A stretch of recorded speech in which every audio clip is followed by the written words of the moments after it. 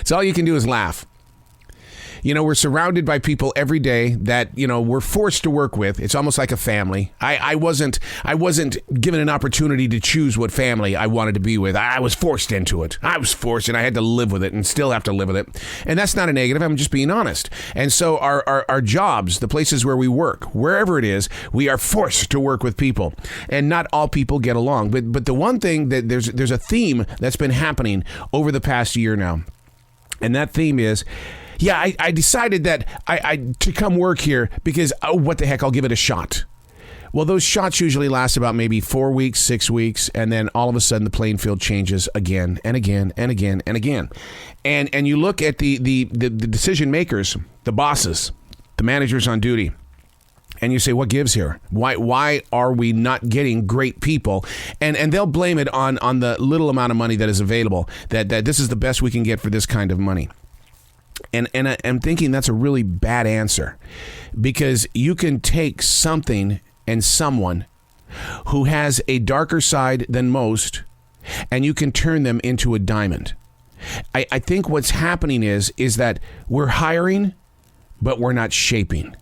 I understand that you're exhausted. I get it. Being on your feet for 8 to 9 hours and you only get a 15-minute break. And if you're there for 7 hours, then you get a 30-minute lunch. I get it. Your body hurts. Your brain is just overtaken by so many people around you at all times. I get it. I get it. Hey, it's Arrow. This is The Daily Mess, a chronological walk through an everyday world. I am a daily writer, and I pay attention to people and how they act, react, move on, disappear, come forward. Hi, my name is. Because there's always a story. And if we don't share the story, someone else is going to write it for us. This is The Daily Mess. Received another message from Joe Lindsley late last night. The American journalist in Ukraine. He spoke of the exhaustion. From the air raid sirens to the physical presence of a war-torn nation. Joe writes of his personal inner strength to remain hopeful and faithful to his calling to be in Ukraine. Something that began 2 years ago when COVID-19 and its global lockdown trapped Joe at a monastery in Ukraine. He never speaks of religion or spirituality with me. His focus is truly connected to sharing the story of the Ukraine people. I know his parents. I watched Joe grow up across the street. I'll take this microphone across the street and sit in his bedroom and tell you about Joe and how creative he was as a child, which was the very reason why I gave him the artist way from Julia Cameron. Today, he's the American journalist in Ukraine, in a section of the world where time has a brand new definition.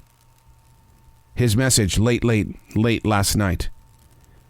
Exhausted, his words were to me. I'm amazed by the strength of the mind, body, and soul.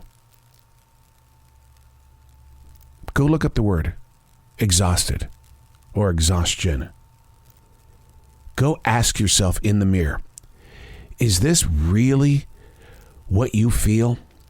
Or is it just a mental escape that kind of gives you a definition so that you can say, okay, let's get on with this day? I thought I understood the word exhaustion until his text message from late last night. And then I put myself in his shoes. He said, the next time we talk, can we please talk about the exhaustion? I'm Arrow, and that's The Daily Mess.